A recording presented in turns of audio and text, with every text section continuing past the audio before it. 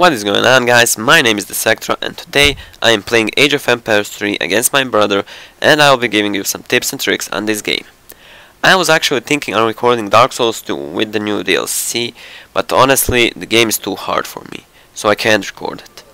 I hope you don't mind me playing an older game. Age of Empires 3 was released in 2005, it was developed by Ensemble Studios.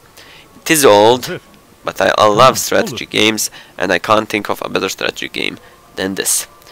I also just wanted you to know that I heard your feedback, and from now on you can expect a commentary on all my new videos. In this part I will only focus on buildings, so let's get straight to it. So, the first building you can build is the house. The house costs 100 wood, you get 20 experience if you build it, and the enemy gets 40 experience if they destroy it. The house is needed to support the growing population of your colony. So, for example, one settler costs one population room.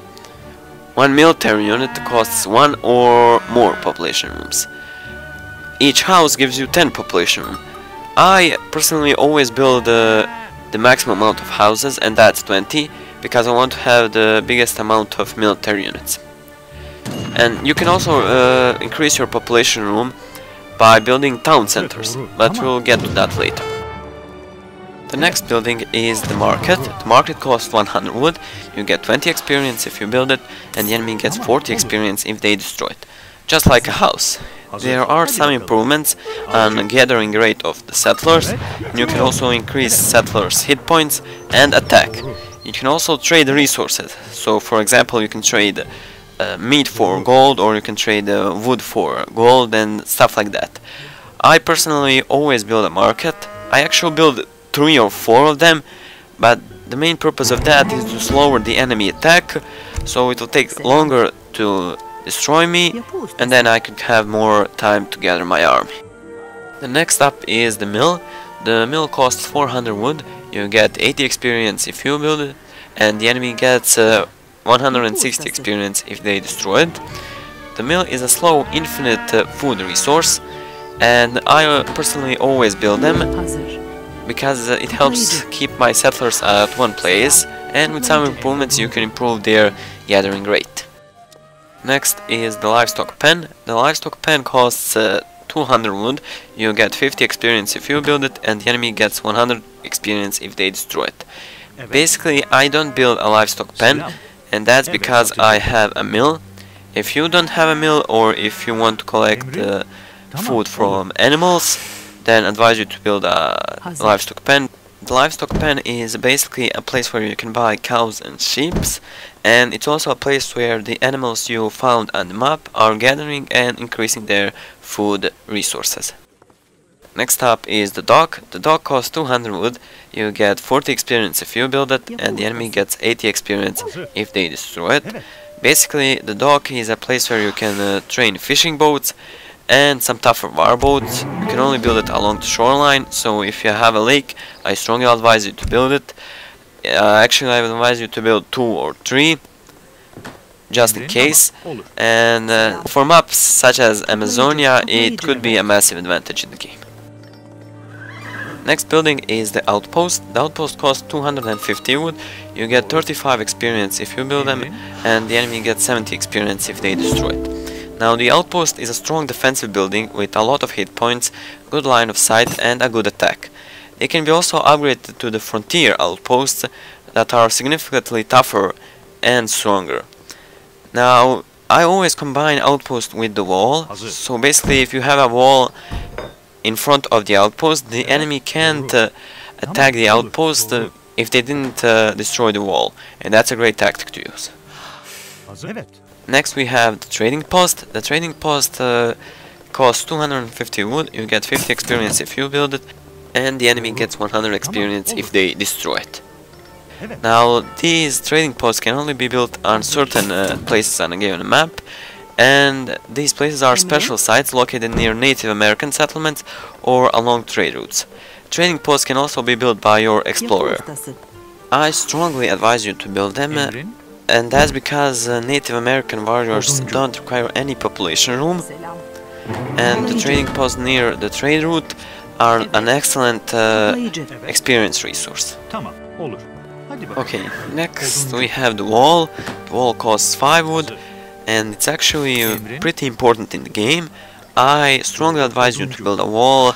I always build a wall. I also played against some other online friends, and sometimes they build even 2 walls, one to each other. That's also great.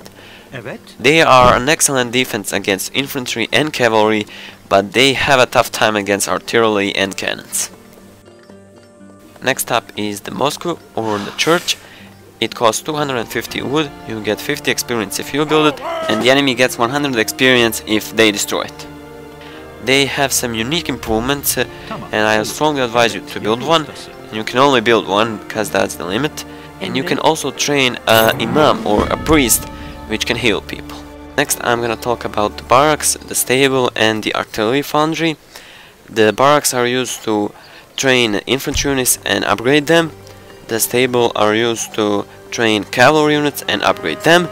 And the artillery foundry is used to train artillery units such as cannons and grenadiers and upgrade them. The barracks and the stable cost 200 wood, and you get 50 experience if you build them, and the enemy gets 100 experience if they destroy them. And the artillery foundry costs 300 wood, and you get 30 experience if you build it, and the enemy gets 60 experience if they destroy it. Next we have the arsenal. The arsenal costs 250 wood, you get 50 experience if you build it, and the enemy gets 100 experience if they destroy it. It's pretty simple, it just provides military improvements on infantry, cavalry and artillery.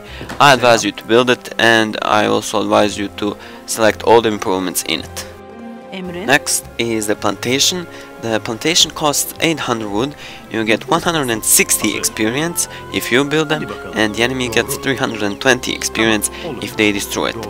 This is the building that gives you a lot of experience, and I strongly advise you to build them. They are just like mills, but instead of meat they give you coin. They are slow, but they are infinite, and they provide a great way for your settlers to be gathered in one place. And the last building that a settler can build is the capital.